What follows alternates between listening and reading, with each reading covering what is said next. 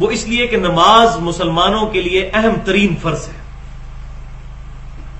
اللہ تبارک و تعالیٰ نے سورہ مریم کے اندر باری باری کئی انبیاء کرام علیہ السلام کا ذکر کیا ہے، سیدنا ابراہیم علیہ السلام، سیدنا اسماعیل علیہ السلام، سیدنا ادریس علیہ السلام، سیدنا زکریا علیہ السلام، مختلف پروفٹس کا ذکر کر کے پھر اس کو کنکلوڈ کیا ہے آیت نمبر 58 کے اندر، تمام انبیاء کا ذکر اکٹھا کر کے فرمایا کہ ان کے اندر یہ خوبی تھی کہ یہ اللہ تعالیٰ کی طرف رجوع لانے والے تھے، اور جب ان کو اللہ کی آیات سنائی جاتی تھی تو یہ سجدے میں گر جایا کرتے تھے۔ اس کے بعد فوراً بعد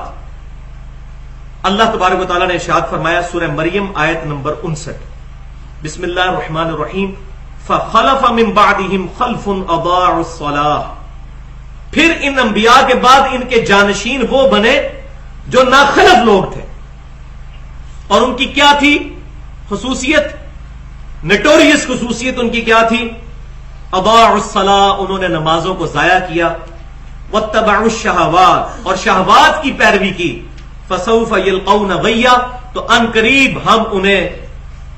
غی کے اندر داخل کریں گے، دوزخ کے عذاب کے اندر داخل کریں گے، والعیاذ باللہ تعالی۔ تو انبیاء کرام علیہ السلام کے ماننے والے بھی، ان کے پیروکار بھی جو ان کے بعد جانشین ہوئے، اگر وہ بھی نمازوں کو ضائع کریں گے تو ان کے لیے بھی دوزخ ہے، بالکل کلیئر کٹ یہ آیت آ گئی۔ پھر سورہ المدثر کے اندر آیت نمبر 40 سے لے کر 44 تک جنتی جو ہیں وہ دوزخیوں سے پوچھیں گے، جنتی جنت میں ہوں گے، دوزخی دوزخ میں ہوں گے،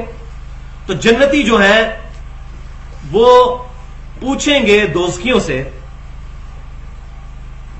فی جنات یتساءلون، جنت میں ہوتے ہوئے وہ سوال کریں گے دوزخیوں سے، عن المجرمین، مجرموں سے، ما سلککم فی سقر، تمہیں دوزخ میں کس چیز نے پہنچا دیا، قالوا لم نک من المصلین، وہ کہیں گے ہم نماز نہیں پڑھا کرتے تھے۔ یہ ہے بڑی وجہ، اس کے بعد اور بھی وجوہات آئیں گی، لیکن پہلی بڑی وجہ دوست کی یہ بتائیں گے کہ ہم نماز نہیں پڑھا کرتے تھے، والعیاذ باللہ تعالی۔ صحیح بخاری اور مسلم کی متفق علیہ حدیث ہے کہ اسلام کی بنیاد 5 چیزوں پر ہے،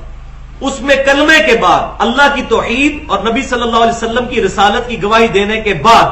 پہلی چیز آپ صلی اللہ علیہ وسلم نے بیان فرمائی، نماز قائم کرنا۔ پھر صحیح بخاری اور مسلم کی متفق علیہ حدیث ہے کہ عبداللہ بن مسعود رضی اللہ تعالیٰ عنہ کہتے ہیں میں نے نبی صلی اللہ علیہ وسلم سے پوچھا کہ اللہ تعالیٰ کو سب سے بڑھ کر محبوب عمل کون سا ہے، تو آپ صلی اللہ علیہ وسلم نے ارشاد فرمایا بندے کا وقت کے اندر نماز ادا کرنا، یہ سب سے بڑھ کر محبوب ہے۔ اور اس کا سائملٹینیس کنٹراسٹ کیا ہے، وہ صحیح مسلم میں کتاب الایمان چیپٹر میں حدیث موجود ہے کہ نبی صلی اللہ علیہ وسلم نے فرمایا کہ بندے کے اسلام اور کفر کے درمیان جو فرق ہے وہ نماز ہے۔ اگلا مطلب آپ خود سمجھیں۔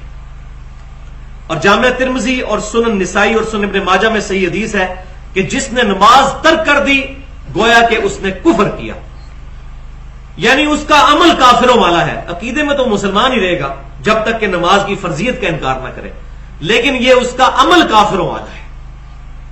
کسی مسلمان کو زیب نہیں دیتا کہ وہ نماز کو چھوڑے۔ اور پھر اس کا انجام کیا ہونا ہے،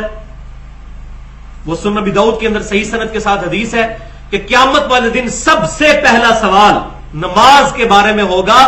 جس کی نماز صحیح نکلی اس کے باقی سارے معاملات صحیح ہوتے چلے جائیں گے، اور جس کی نماز صحیح نہ ہوئی اس کے باقی سارے معاملات خراب ہوتے چلے جائیں گے، والعیاذ باللہ تعالی۔ اور کیا خراب ہوں گے، وہ مسند امام احمد کے اندر حدیث صحیح سند کے ساتھ موجود ہے کہ نبی صلی اللہ علیہ وسلم نے فرمایا کہ جو نماز کا اہتمام کرنے والا ہے، نماز اس کے لیے نور اور نجات اور قیامت والے دن اللہ تعالیٰ کے حضور اس کے لیے دلیل ہوگی، اور جو نمازوں کو ضائع کرنے والا ہے اس کے لیے قیامت والے دن نماز نہ دلیل ہوگی، نہ نور اور نہ نجات، الٹا اس کا حشر فرعون، قارون اور حامان کے ساتھ ہوگا، والعیاذ باللہ تعالی۔